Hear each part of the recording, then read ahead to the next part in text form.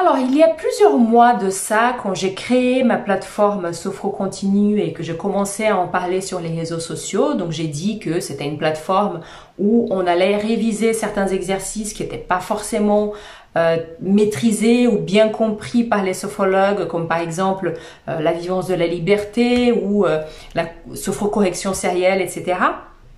Il y a quelqu'un qui m'a écrit un message sur un ton un petit peu agacé.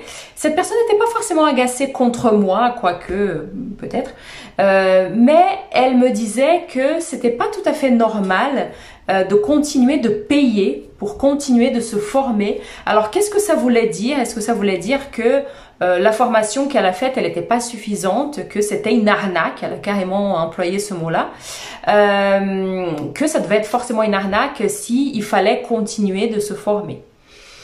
J'ai trouvé que c'était un message assez intéressant parce que ça montre un petit peu l'état d'esprit de certains sophrologues vis-à-vis de la formation continue. Il y a beaucoup de sophrologues qui sont persuadés que la formation initiale, elle apporte tout ce dont on a besoin de savoir. Il y a aussi un deuxième type de sophrologue que je vois, qui est le sophrologue qui va continuer de bosser dur, va continuer d'apprendre pour obtenir son examen. Donc pendant des mois, pendant peut-être une année, il va beaucoup travailler, il va réviser, il va essayer d'approfondir ses connaissances dans les différentes pratiques et les différents exercices de la sophrologie. Et à partir du moment où il a sa certification professionnelle, c'est bon, c'est fait, je me mets en off, je sais tout ce dont j'ai besoin de savoir pour être un bon sophrologue. Or, sachez que dans les deux cas, c'est faux. Je peux bien sûr comprendre que en termes financiers, on n'est pas tout le temps. On a dépensé déjà quelques milliers d'euros pour pouvoir se former à la base et on n'a pas toujours les finances au vert pour pouvoir continuer de se former continuellement, pour faire notamment des formations complémentaires par ailleurs, dans d'autres écoles ou dans la même école où on s'est formé.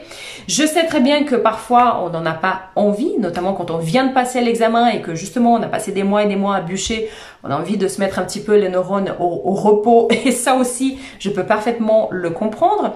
Mais sachez que aucune formation initiale, quelle que soit sa durée, et je parle même des formations plus longues, même des formations sur 2 ans, elles ne peuvent pas vous apporter tout ce dont vous avez besoin de savoir pour continuer d'être un bon sophrologue. Pourquoi? Parce que vous-même, vous allez évoluer. Vous allez normalement continuer de vous poser des questions. Vous allez dans votre pratique être face à certaines difficultés. Alors quand je dis des difficultés, je dis pas ça pour faire peur aux débutants. Quand je dis difficultés, c'est pas forcément des choses impossibles, mais c'est des questionnements. Vous allez continuer de vous questionner. Vous allez peut-être faire face à des sophronisés qui viennent vers vous avec des problématiques auxquelles vous ne connaissez rien. On a un petit peu abordé ça quand j'ai fait mon live avec, peut-être que vous l'avez regardé avec Najwa, où on parlait du fait que moi par exemple, heureusement que je n'ai pas eu de personnes qui soient venues vers moi avec des troubles du comportement alimentaire, parce que sincèrement c'est un sujet auquel je connais pas grand chose et je n'aurais certainement pas été en mesure de les aider de façon aussi efficace que quelqu'un qui s'y connaît, quelqu'un qui du coup a fait une formation complémentaire et connaît bien ce public.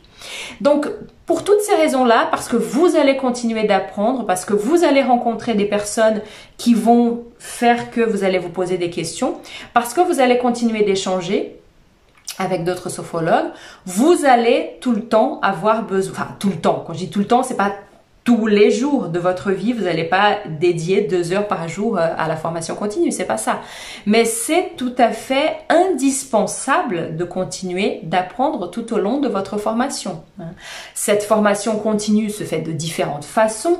De temps en temps, on peut se casser la tirelire et aller faire une vraie formation complémentaire qui va coûter peut-être un peu plus cher dans une école de sophrologie. Ça peut passer aussi par la lecture de livres, ça peut aussi passer par les échanges tout à fait gratuits sur Facebook, notamment avec d'autres sophrologues. Ça peut passer par des séances de supervision, ça peut passer par une plateforme comme la mienne, Sophro Continue. Ça peut passer voilà, par des rencontres entre sophrologues où vous allez échanger aussi de façon tout à fait gratuite pour voilà, de la supervision entre pairs, hein, pour vous entraider. Donc ça peut prendre différentes formes, mais il est hors de question de rester enfermé. Et d'ailleurs pour vous-même, hein, vous allez vous ennuyer si vous restez uniquement sur les connaissances que vous avez obtenues lors de votre première formation, votre formation initiale. Donc pour vous, comme pour vos sophronisés, il est essentiel de continuer de vous former.